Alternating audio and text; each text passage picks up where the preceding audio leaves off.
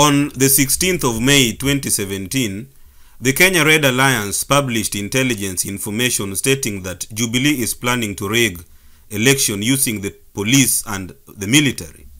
Finally, the information has reached NASA headquarters, which is just beginning to react. What did KRA say? For those who doubt, open your eyes and see how they are recruiting soldiers. There has been recruitment under Uhuru and the Ruto fascist, murderous government, rapist government. How they have been recruiting APs now and then, military parades now and then, police recruitments now and then, National Youth Service. Why do you think they are recruiting that ratio? Today, there are so many soldiers, forces to be used, plus Mogeke, don't forget Mogeke. And very soon you'll prove me right. Because we have inside information. Addressing Kenyans through YouTube, Mr. Martin Ngatia, KRA Chairman, said that Jubilee is planning to rig election because it is not ready to hand over power. Now, NASA's presidential candidate Raila Odinga has said that Jubilee is recruiting from the security forces in order to get security officers to preside over election as IEBC Returning Officers. The special duties, the officers have had their kits withdrawn. They have been issued with clearance certificates and are asked to report to police headquarters to be issued with discharge certificates on or before 2nd July 2017. In other words, their forces identification cards have been withdrawn. These officers have been picked from the various police formations, including the GSU, the Kenya Airport Police Unit, Traffic and Dog Unit, among others, across the country. A similar thing has also been done within the National Intelligence Service. Officers withdrawn and some of them deployed as election officials. The revelation by Raila Odinga and the public announcement of the names of officers already recruited is positive because it preempts Jubilee's plan, thereby complicating their election rigging strategy. We can add that according to insiders, the National Intelligence Services is deeply involved in the mega plan to rig the election. NIS has been responsible for printing of millions of ID cards that were used to recruit fake voters, including children. The security agency was also responsible for pumping millions of ghost voters into the voters register after gaining access to BVR kits. Kwa hivyo sisi tunaambia NIS kazi yao ni kufanya ujasusi, kulinda usalama ya taifa, sio kujiingiza kwa mambo ya kura katika taifa letu.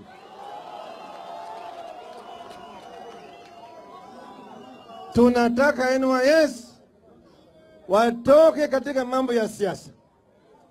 Wawache wa Kenya washindane kwa njia ile ambayo iko wastani.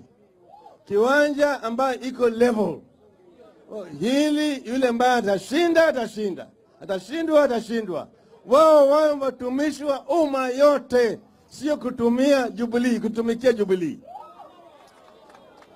Wakifanya na hiyo nchi itachomeka. Na wao wenyewe ndio watakuja kujuta. The list released by Raila Odinga is just the tip of an iceberg. Listen now. The election of this year, I think it's only 3 months remaining, is going to be rigged. Why? Because we can see the writings on the wall. And this is a very dangerous year for the Kenyan people who want to liberate themselves from the yokes of KIKUYU ruling class mafia, the enemies of Kenya, who has denied the people of this country freedom. According to the IEBC, over 3 million voters are junk voters, and The final task of NIS is to ensure that the junk voters they pumped into the voters register vote on polling day. This will not be possible if the voting system is not taken over by security agents. This explains why members of the forces are being converted into civilians to be recruited by IEBC to help in election rigging. Recruits to this scheme are also being drawn, of course, I've mentioned, to the National Intelligence Service. Information at our disposal indicate that these officers will be recruited as polling clerks of the IEBC, of course with instructions from the Jubilee'e administration on how to behave. You know the military is controlled by KIKUYUs. You know that this is the former special branch is controlled by KIKUYUs. Mr. Wachira, very brutal youth, murderers.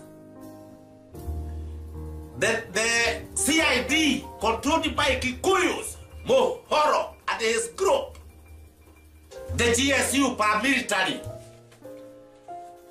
And again, APs, National Youth Service, prison warders, etc., will be used to beat people, to kill people, to maim people, and to shoot people. But no one thing, Kenyans should not surrender. These officers have been picked from the various police formations, including the GSU, the Kenya Airport Police Unit, Traffic and Dog Unit, among others, across the country. A similar thing has also been done within the National Intelligence Service. Officers withdrawn and some of them deployed as election officials. The ruling class mafia, which controls this country, wealth, leadership in the military, in everywhere, are not going to leave that seat peacefully. The Jubilee minutes, dated Friday, 16th June 2017, described a Raila win as tragic and said President Uhuru Kenyatta would outrightly reject the results and refuse to hand over power. His maneuvers indicate that he is not prepared to respect the verdict of the people, contrary to his pronouncements. KRA would like to encourage Kenyans to expect a rigged election or attempts to do so on 8th of August. The fact that another piece of Jubilee election rigging strategy has been exposed means that NASA supporters must increase their vigilance on election day to further expose and thwart any rigging strategy by Jubilee security agents. Our appeal goes to NASA leadership. Do not accept a rigged election because they are placed there. You can see it, how they are going to rig election because they know they are criminals. For the last 4 years, they have done nothing apart from thieving. Another rigged election after 2 previous and subsequent election rigging will not only plunge the country into anarchy and chaos, but also carries the capacity to plunge the country into a fratricidal civil war. We are going to give you written evidence of what we are talking about. I mean, just not talking out of the blues.